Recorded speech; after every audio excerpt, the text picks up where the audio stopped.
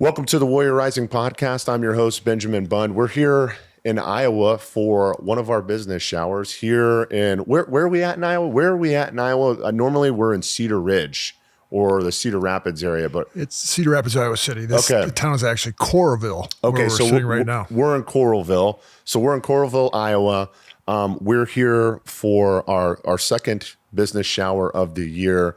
It's been a fantastic event, and we've got an opportunity to sit down with Chad Hennings today. Chad, I had an opportunity. I mean, I knew of you by way of your reputation, by way of the NFL, right? So had an opportunity to play for the Dallas Cowboys for some years. I think you won like 3 Super Bowls. But I didn't know that you had spent time in the Air Force and that you were an A-10 pilot of all things.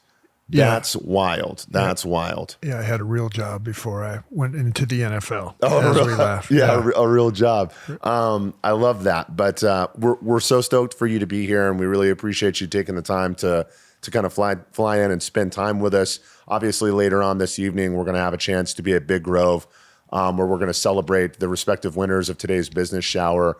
But for like the next 30 minutes, I'd love to take an opportunity to talk to you a little bit about your military career, talk to you a little bit about your time in the NFL, and really see if there's like any lessons or reflections that you might be able to pass on to some of our veteran entrepreneurs, particularly people that are tuning in. We talked about this briefly before we were like kind of kicking things off. But the podcast is mostly centered around veteran entrepreneurship. But we just like to talk to aspirational veterans throughout the community and see if there's, common lessons learned, reflections, and advice that people that have already experienced a great measure of success, like you have for sure, can pass along to some of the people that are kind of participating, not just in our organization, but the veteran community at large. So thanks again for being here. I'd love to start just like by hearing about how you got into the Air Force and how you became an A-10 pilot. I want to tell you, A-10s are like notorious. I mean, they're like still being used, you know what I mean? And I think it's like by far and wide an all National Guard force. But like when you see an A-10 or if you had an A-10 on station in theater, it was always like really, like it was like a really cool opportunity because they would do whatever you asked them to do. Like normally like an F-16 pilot or whomever, you're like, hey, I need to show force. I need this, or can you help me, PID something? And they're just kind of like, nah. A-10 pilots would be like, I'd be like, can you do a show of force? And they're like, yeah, 100%. As a matter of fact, I'd love to. And my last deployment when I was in Afghanistan in 2013, we were in a place called Ghazni province near a town called Patishi, and it was like particularly nasty. And we'd had a kind of a bad day, and we had an A-10 on station. And we were like, hey, can you like do a flyover? And he's like, do you need to show force? Like, do you have troops in contact? And we're like, no, not really. I was just like, thought it would be awesome. And he's like, yeah. And he just like did a flyover and had a show of force. So I always got a kick out of the fact that A-10 pilots seem to be like the most expeditionary in nature. Like they were just kind of like, they all seem like kind of like wild men. So I'd love to hear how you got into it, how you got that aircraft, what your experience was like, and then of course how you transitioned into the NFL. Let's take that latter question or the primary question first regarding the personality of the A-10 pilot. They're the knuckle dragger. They're the guys that aren't the pretty prima donna. Yeah. Like your F-22, F-35 guys now, but back in my day, the F-15, F-16 guys. Yeah. That we were kind of the redheaded stepchildren of the Air Force. And they've been trying to get rid of that jet for, since first Gulf War. Yeah. Prior to that, but it did its job and close air support so effectively and could loiter on station, highly maneuverable, and just, pinpoint weapons delivery with troops, in close proximity that it did its job very well. But, going back from the beginning of time here, how I got into the Air Force, I was a farm kid from Iowa here. I grew up about 30 miles from where we're currently at right Okay. now. Oh, okay. All right. Yeah. Okay. So you're a native son of Iowa. I'm a native Iowan. Yeah. Okay. That checks out given your size. I was like, oh, damn. Corn fed, man. They are. I thought it was like a rumor. I thought it was like a weird stereotype that wasn't actually true until the first time I came to Iowa. And I was like, yo, everybody is over 6'3" and over 230 pounds. Like, what is actually going on? You know what I mean? So you fit the bill 100%. That being said, still above average, even for this place. You know what I mean? Yeah.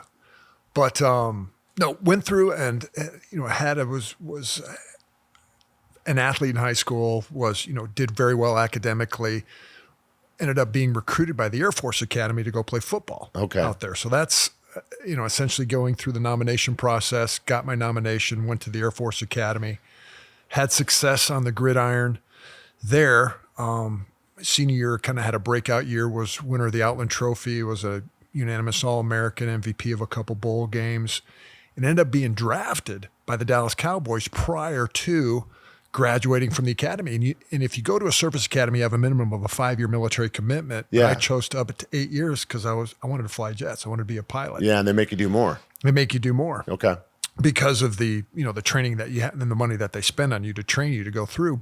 But for me, I was drafted by the Cowboys, and it's like, okay, I'm never going to play in the NFL, but having, you still have those aspirations of wanting to see if you have the right stuff to be able to play at that level. Yeah. But, that was an internal battle that I went through from an identity perspective of if I was going to choose to be a man of my word commitment, because I raised my hand to, took the oath of office to support and defend the Constitution of the United States. Yeah. And give them that commitment time. That's what I was going to do. Okay. So, but as you can see, you have already alluded to it before, I'm a little on the larger side of being a pilot. Yeah. So, Oh my God, you are. I got a good friend who's like 5'3", and he's like, it's so uncomfortable sitting in a helicopter. I'm like, dude, like it's rough for big guys to sit in airframes. When I graduated from the Air Force Academy at the time, I was 6'6", 250, 55 at the time. But I had to receive waivers for my height and weight to be able to fly. And they knew I was originally, when I graduated from the academy, I had a scholarship to go on and get an MBA and, post-grad school. And they kind of strong-armed me. They said, well, if you want to go to pilot training, we'll give you a waiver, but you have to go within, this finite period of time. Yeah. So they had me. So I went through Shepherd Air Force Base, through the Euro-NATO Joint Jet Pilot Training Program in Wichita Falls, Texas. And, because of my size, here's just a quick story. 2 weeks after flying the initial jet trainer, which was the Cessna T-37 at that time, the wing flight surgeon came up to me in the O Club on a Friday. I'd only been there for a couple of weeks. He said, Chad, you know what? We had to go back and check the design specifications of the ejection seat. We're not sure if you clear the tail, if you ever had to punch out of the plane. Oh, dang. I'm like, well, thank you for share time. But from then on, my instructor pilots would brief that if we were in a controlled ejection situation, which is kind of an oxymoron for a controlled crash, we go to a controlled bailout area, roll the aircraft inverted upside down, then pull the ejection handles so the extra G, the Earth's gravitational force, pull me out of the plane. Yeah. So that's kind of, I always have that in the back of my mind flying. But I received, after graduating from pilot training, I received the assignment, the A-10, because that was one of only 2 cockpits I could fit into. Okay. I couldn't fit into a 16. I couldn't fit into, some of the heavies. You think, like a C-130 or, even your heavier, like your tankers or your C-141 or C-5 at the time or C-17. Now, I couldn't fit into the cockpit there because of my size. But they knew my personality. I was a defensive tackle. I'm kind of that mindset of a knuckle dragger to begin with, kind of Cro-Magnon, whatever. Well, that being said, I don't really think that knuckle draggers are academically positioned to be pilots. You know what I mean? I was an evolved one. Yeah. Okay. Just you're the top 1% of that category. Okay. That's fair. No, but and it was perfect. It fit my personality. And at that time, my first duty assignment was RAF Bentwaters Woodbridge, twin bases, flying out of the UK, Cold War mission support, forward deployed to Germany, support the whole Fulda Gap thing. So I flew all over Germany my first year over there. And this would have been in, kind of 1990 time frame. And then when we're over there, Gulf War kicks off. Okay. And it's predominantly a CENTCOM war. So all the A-10 units from, domestically from the States went over, deployed, and we still had our role of Cold War scenario, even though the Soviet Union, the wall came down in 89 and, Germany still wasn't unified. So there still was technically a Soviet Union, but we finally got tasked to go to the first Gulf War in support of Operation Provide Comfort a couple days before the first Gulf War ended in 91 to help the Kurds. Saddam Hussein was starting to do his stuff up in Kurdistan in the northern part of Iraq. So we flew into Incirlik, Turkey, and I ended up flying 45 missions in the first Gulf War. No joke. For supporting that Operation Northern Watch and whatnot. I spent a ton of time up in northern Iraq, and I spent a ton of time working with the Kurds. I've actually got like a patch that's a Kurdish flag, and I worked with a lot of former Peshmerga guys, and they were great people. They're great people. Great people. And I remember I was we were working with the Kurds up in like Talil or Dahuk or something like that, like circa like 2007 or 2009. I was in and out of there a few times. And I remember we got a chance to meet over at their compound, and I was like looking at a map on their wall, and they had drawn out the lines of Iraq and Syria and all the adjoining countries. And then there was just like, they had drawn out the lines for Kurdistan, and I wasn't sure what I was looking at. And I was like, hey, what is like all, and this is like a huge area. And they're like, yeah, that's Kurdistan. And I was like, I was like, all right, so not a lot of people acknowledge that as Kurdistan, but like bullish on it. Like he said it so matter of factly, but I'll say this, in one of the most kinetic periods I had ever seen in Iraq, and I had been in and out of there all the time, I could just walk around in a t-shirt and jeans with a pistol on my hip in Talil and Dahuk.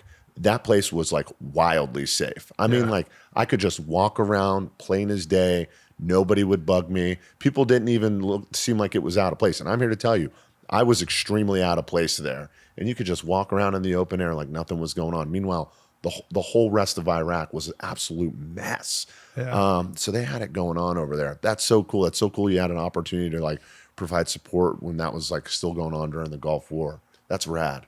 Yeah. No, I mean, I wasn't as intimate with the area, the topography and the geography like you were, because I was seeing everything from 500 feet and above. Still pretty cool. For an hour. Yeah, well, it's the most beautiful country. Yeah. I mean, that's the, the whole Fertile Crescent, man. That's where it all began. People don't realize it's beautiful up there, like green mountains. There's like just flora and fauna everywhere. Like I think when people think I like Iraq, they're just thinking of a big desert. I'm like, no, it's not actually like that. It's pretty gorgeous, Yep, beautiful. But I did 6 months, 2-3 months stints flying out of there, and my last 3-month deployment, our armed forces went through, or starting to go, well, the Air Force in particular.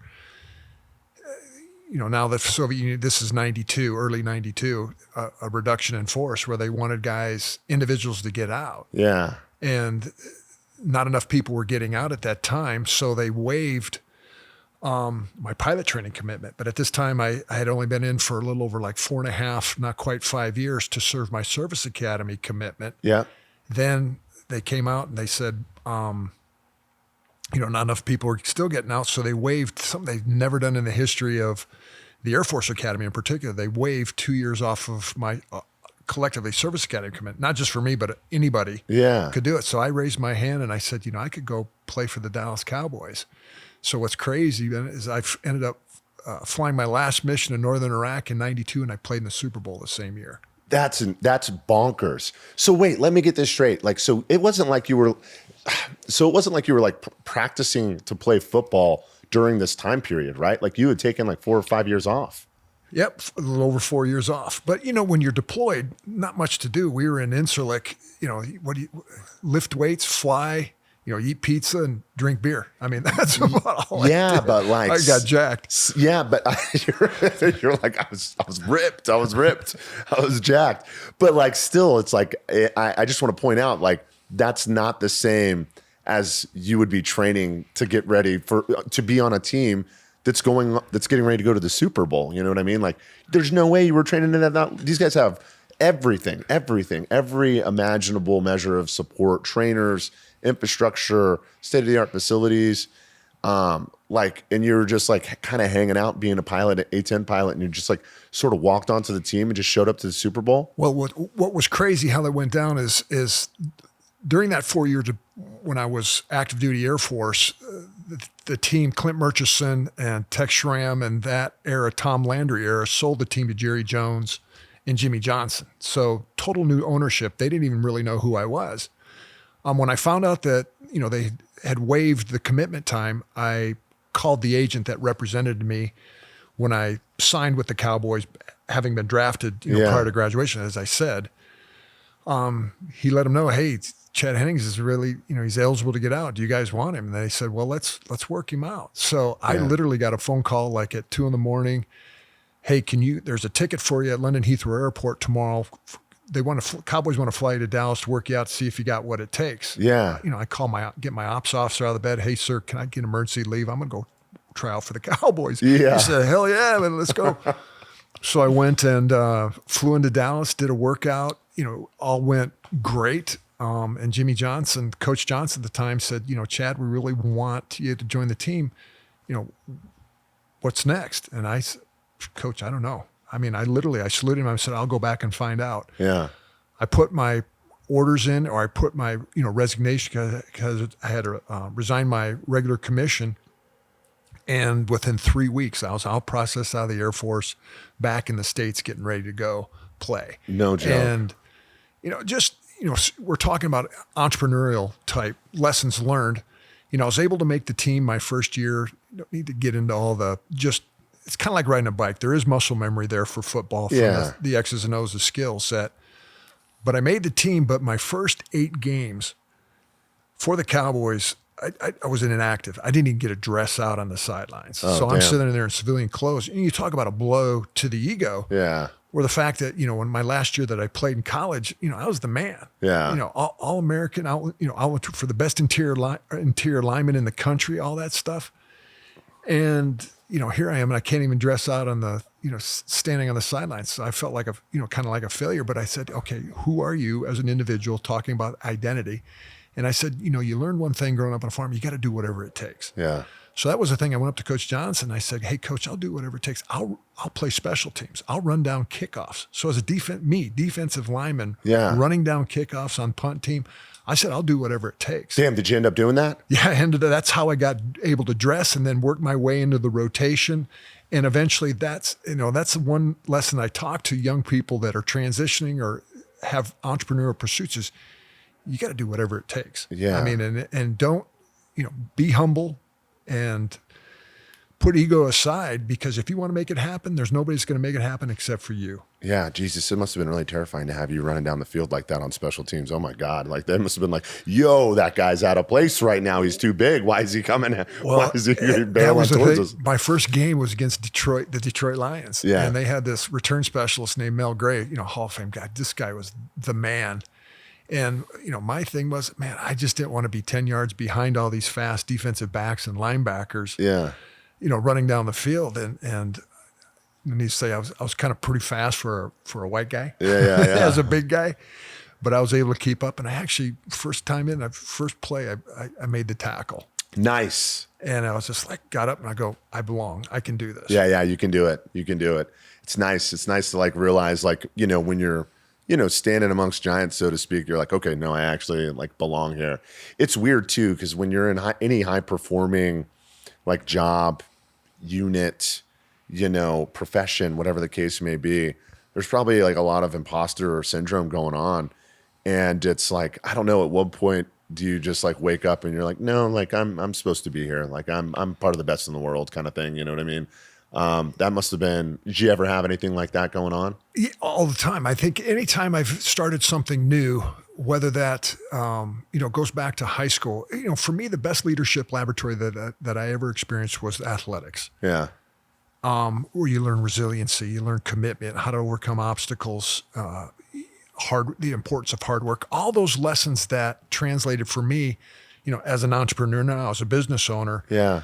those were the important early lessons in life that helped transition. Now it was, how do I apply it, playing football in college? How do I apply it as a pilot? How do I apply it as a professional athlete? Yeah. In those, because, going back to the whole aspect of identity, which to me is the foundational aspect, you got to know who you are. And unfortunately for a lot of people, what you do does not define who you are. Yeah. And I've made the transition several times into different businesses, from different career paths to other things, where when I had that figured out, but to your point of the posers, it's this thing, you don't go in beating the chest, you go in, you keep your head down, hard work, prove the point, and then when you have those incremental successes, that's where you build upon. That's where you know that you belong. That's good advice, right? And I think there's something to like, the whole fake it till you make it kind of situation, but there's also something to be said for like when you find yourself in a position, you're like, man, like I'm here with like pros, like I'm in a high performing environment, to just like, throwing yourself into the hard work, keeping your head down and being humble. You know what I mean? And celebrating those incremental wins in such a way until like when you finally arrive, you're just like, yeah, like I'm supposed to be here, And it was one thing that I had learned early in life too, that there's a book by Carol Dweck called Mindset. There are two types of mindsets, a growth mindset or a fixed mindset. People with fixed mindsets is, hey, I'm as good as I'm going to be. If I can't do it straight out of the chute, I'm not going to get better. Whereas the growth mindset is, no matter what I do, I know that if I put the work in, I can improve. I just have to think creatively. How can I build upon, success upon success? To your point, fake it till you make it. Yeah. But it's those that have that growth mindset. Those are the ones that make awesome entrepreneurs, because they have to fake it till they make it. They have to be willing to learn. They have to be willing to accept failures, but yet don't accept that as the end. It's just a means to an end, that you learn upon those setbacks and you continue to improve and figure out a way not to do that again. Yeah. And I've seen like where, having rigidity, whether it's in like what you think your mission or impact is in business or whatever it is that you happen to be doing, can be like a pretty tough pitfall. And I've seen, being stubborn is a great quality, right? It's a great quality. Like being stubborn can get you through a lot of hard times. I have found, that's for sure. But like having, the wherewithal to be flexible when you need to be, I think is pretty invaluable for entrepreneurs, probably just everybody in general, I bet. Yeah, very much so. I know, so you'd come out of the Air Force, spent time flying A-10s, supported the Gulf War, which is all incredible stuff. What did your teammates think about you? Like when you got there, like this guy's like fresh out of the air, like went from academy to Air Force, kind of been out of it for a few years, working on special teams. Did anybody kind of acknowledge some of that other stuff, or were they just like, hey man, this is the NFL and we're doing NFL things? My experience having, been in both worlds, I realized there's so much crossover in mentality of the physicality, but every young kid, I think every young man that grows up, we all played soldiers, you all played Army, you all played Cowboys and Indians, but then you also aspire to be like your professional athletes, your heroes in that. And these guys, even though they were in the NFL, fellow teammates, I'm talking Michael Irvin, Emmitt Smith, Troy Aikman, all these guys, Charles Haley, Hall of Famers, they could have cared less about my previous athletic experience. They wanted to know what it was like to put yourself into harm's way. What was it like to fly those missiles? What's it like to fly a jet? Yeah. Whereas you may be intrigued as what's it like to play in the NFL? They're just as much intrigued as what was it like to be in the active duty military. That's pretty cool. Because it's that sense, what made me a success, and I'm sure what makes you a success as an active duty military person is the same attitude, mindset that makes you a success as a professional athlete. And it carries over to be an entrepreneur too. Yeah, I think that's the case for sure. Man, that's great that like some of the people you just mentioned, they're just like, just legendary individuals, and that it's cool to know. And I think a lot of service members would be like really happy to know that they're just as interested in what it was like to, fly planes, walk around with a rucksack on your back. It's cool that they like maintained, respect for what you had already done and what you had already accomplished. And like, you kind of nailed it, right? Like when you're in a profession, whether it's the NFL or professional athletics of any variety or the military or doctors, lawyers, it's like pretty easy to be caught up. I remember like when I was a Green Beret, I was like, dude, I am a Green Beret. There was no like, hey, my job is I work in the special forces, or hey, I'm an infantry officer. Hey, I spend time in the infantry. I was like, no, I'm a Green Beret. No, I'm an infantry officer. Like, it was part of who I was. You know what I mean? I mean, definitively, it was part of who I was. And transitioning, was tough because I wasn't. I mean, I guess like, listen, I'll always be a Green Beret. I'll always be an infantry officer. But it's like, I'm not doing it anymore. I'm not doing it anymore. And the ability to wear different hats and still maintain your core identity, whatever it is that makes you up, these things, these ideals, these like things that are important to you, that's a big deal. And I think if you can like carry that with you throughout the entirety of your life, it gives you an opportunity to not just do like, it's like, you can look back and say like, hey, I was in the NFL, or hey, I was a fighter pilot, or hey, I was an entrepreneur.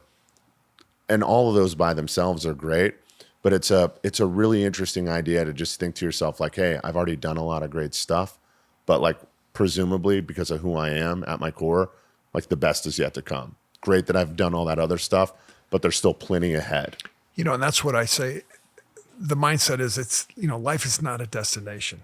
You're as an end game, that being a Green Beret, it's over after that. I've had so many guys that, if I can't be a pilot anymore, what am I? What good am I? Yeah. Or, Green Beret, or whatever it is, or professional athlete, once that's over, what am I? And it's like, no, it's a journey, and it's building upon those experiences that, and realizing too, that I'll say intelligence to me it's not rote memorization. How many facts can you regurgitate, but it's how do you think innovatively, strategically. Okay, take those lessons for you that you learned as a Green Beret, team building, how to be creatively problem solve, and take that same experience and mindset and translate it over to whatever entrepreneurial pursuit that you want to do. Yeah. I mean, it's the same skill set, but it's just applying it in a different arena.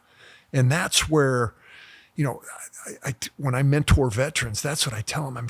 The things that you did on active duty will translate over into other fields and career fields. You just got to kind of figure out, okay, I'm talking a different cadence. I'm communicating in, speaking a different language or dialect per se. Yeah. I'm not talking to a fellow service member. Now I'm talking to a sales rep from, Xerox. How can I establish esprit de corps and a bond with that? So you had, by all measurable means, you had a fantastic career in the Air Force. You go on, you participate in three Super Bowls. Yeah. Had a great career, in Dallas. And so career in the NFL is coming to a close. I mean, you could have just thrown your hands up in the air and been like, I'm good to go. This is salad days. I'm going to just drink martinis every day after like 1 p.m. and take naps and stuff like that. But tell us what it's been like, post Air Force, post NFL, and how you've kind of taken some of these like core lessons that you learned along the way to kind of apply that into life after the military and life after the NFL. Well, unfortunately, the salaries today weren't what like the salaries were years ago. We didn't quite make the money, so I had to work. I had a job, whatnot. But for me, I can empathize with individuals that are making that transition, because when I retired from the NFL, this was the first time it was scary where I could do whatever I wanted to do. Yeah. Okay. I had a lot of options. I knew I had a skill set and I knew I had the ability to do it. But the scariest thing was, what was that going to be? I didn't want to make a mistake. What was that going to be? And I always have found personally, and I have found, through other people's experience, it's typically the third job that you land on, or the third endeavor typically, where you find success. Because it's that first job you take that I got to get employed. I got to do something. Yeah. I don't want to be sitting around and you're like, oh, this ain't what I thought it was going to be. And then, you kind of fine tune it to the second role that you may take, but it's usually the third endeavor where okay, this is who I am. This is what I want to do for the rest of, my career. Yeah. And, and being an entrepreneur doesn't mean that like our parents and the generation prior to us was, you're going to do this for 40 years. You're going to be an accountant, or you're going to be a teacher. You're going to be a whatever it might be. It's, studies and surveys show today that kids coming out during their work life are going to change up to 10 times, not just within a specific or vertical, but horizontal, different roles and positions in life. So that's why I'm saying your identity. What you do does not define who you are, because you're going to do a bunch of different things. Yeah. I've been an author. I've been a speaker. I've been a consultant. I have a commercial real estate company now. I've been an investor. I serve on different boards. I do a variety of different things. And, that's cool. That's what I found for me. But that's where every individual, that I found, you got to figure that out for yourself. And it's, it's probably one of the most scariest places for a lot of people to spend time is inside their own head. Yeah, I'll say. Trying to figure that out. I'll say. Where you got to be honest with yourself. And that's where relationships, find mentors, individuals that you respect, and ask them about, wisdom, not just regurgitate knowledge, but knowledge applied, where they got the battle scars, to prove that they've been through that. And, we talked about when your coach said, baseball coach, you just keep your eye on the ball to hit it. Sometimes you got to get punched in the nose a few times before you start to apply, okay, I get it now. Yeah. And own that for yourself. Yeah. I think, and you're right. And I've had, since I've been out, I've done various things, and, catching my stride, has been, it's been challenging at times, you know what I mean? But I've done my best to take all those lessons learned. And I think the people that are, veterans that are becoming successful entrepreneurs, they've done the exact same thing. They've taken those lessons learned, right? They've had that backlog of information. And to your point, they're not afraid to seek out counsel, you know what I mean?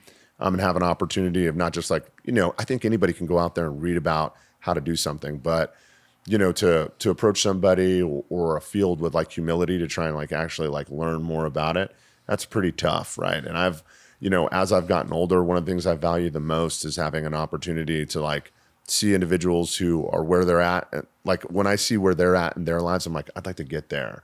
I think that seems like a great place. That seems like the sweet spot. And just asking them how they got there, you know what I mean? I'd be I'd love to just pick your brain. I was whether it's for 30 minutes or an hour, whatever you have, and just tell me about what you're doing and what you're passionate about right now. And I certainly did not do that when I was younger. Definitely not in my 20s, maybe a little bit in my 30s. But now that I'm approaching middle age, I'm doing that a lot often, because I found that those individuals usually have the shortcuts. Well, not shortcuts, but they can help you avoid some of the pain that they might have experienced. You sift through the minutia, because there's so many different pathways that you could take that you're not meant to take every one. Yeah. Too much and no good. I have this sports kind of analogy, metaphor, that, when we're in our teens and our 20s, you're kind of it's a sports metaphor where you're that rookie on the team, you're that freshman, where you're just trying to figure out the offense, the defense. You're trying to make the team and be that you're going to get after it and just work hard, keep your head down. When you're in your, maybe later 20s and your 30s, now you know the offense, you know the defense. You're that vested veteran, that you're upperclassman, where you realize that for your success, you need to elevate others in their place. So you're that player coach. You're encouraging others, you're building team, and you're, hey buddy, follow me, let's go. Yeah.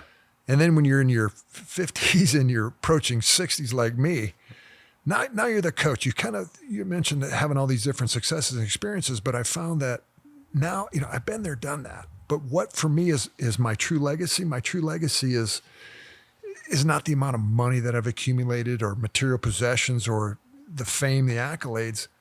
For me, it's relationships. Yeah. Who are those guys that are following my kids? Who are those young men that I've mentored over the years?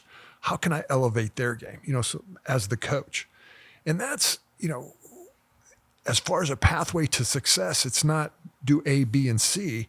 It may be A, do D, come back to B. Everybody's path is unique to them. Yeah. But you have to be able to define to your point, what does success look like? At the end of your days, what does success look like? Because I've known so many guys, whether that as a professional athlete, they've made a lot of money, but they're miserable. Their relationships have exploded. So it's holistically what's important to you, and make sure you strive for that balance, because the biggest temptation you're going to have is make sure your family's on board with whatever you're doing for entrepreneurial pursuit. Because if you don't have the support of your spouse, your kids, if you are married, I mean, it's a long, fall to the bottom, and that's, you don't want the destruction of that. But it's balance, and I've learned that over the 35, almost 40 years of my work career. And for me, as I'm ending my winding down my work life, what's important to me is again, it's the mentorship piece. I think that's a good long-term goal to have, right? I think like at the end of the day, we all want a legacy, right? And to establish a legacy is like kind of tough. It's like, what it's essentially you're saying like, hey, like what's going to be left of me when I'm gone? You know what I mean? And I think it's a tremendous compliment if people, if it's in large ways or small ways, are like, hey, like I wouldn't be here today without this person. I think that's a big deal. And I think it's like difficult for people to wrap their head around the idea of planting a seed for a tree whose shade they might never know, and to go out there and try and coach people in such a way, whether it's in business, athletics, or just in life in general, to try and help somebody out so that they're able to flourish in a way that you would be proud of, even though you might not even be around to be proud of them in that way, I think is a big deal. Legacy is a big deal. And to figure out a way to establish a legacy you can be proud of, you got to be like really forward thinking, And I think everybody should probably aspire to establish something that they can be proud of, whether they're there to witness it or not, And that's what appeals to me so much with Warrior Rising, is that mindset of giving back, passing on that light of encouragement, lessons learned, and encouragement for people to totally change the trajectory of their lives. Yeah. And that's, we need more of that. Yeah, it's a big deal. And we're proud of what we do at Warrior Rising. And we try and cast the widest net that we can with hopes that, we'll be able to bring veteran entrepreneurs into the fold. We know how difficult entrepreneurship is. We know how small your chances are of success in entrepreneurship, whether you're a veteran or not. So we really try hard to accomplish that. Listen, hey, Chad, I can't thank you enough for coming here. I know you got a busy schedule. I don't want to take up too much more of your time. I appreciate you, giving us an opportunity to discuss your experiences in the Air Force, both in the NFL and what transition after that has been. And of course, I really appreciate you taking the time to talk about Warrior Rising and support us the way that you have. It's a super big deal for us, and it's a big deal to our veteran entrepreneurs. And as a veteran yourself, I know you can appreciate what it's like to transition from service and then move on to bigger and better things, and to have the mindset that, truly the best is yet to come. If you're interested in Warrior Rising or our programs, you can head over to warriorrising.org. Remember, the starting point is the Warrior Academy, with hopes that you can move on to the Warrior University and hopefully participate in one of our national business showers. But just don't forget, there's tons of ways to participate in our ecosystem, whether it's as a program participant or in support as a coach or a mentor or one of our partners. Chad, hey, once again, I can't thank you enough for joining us here this afternoon, and I'm looking forward to catching up with you more this evening. All right. Thank you very much. Enjoyed it. Yeah.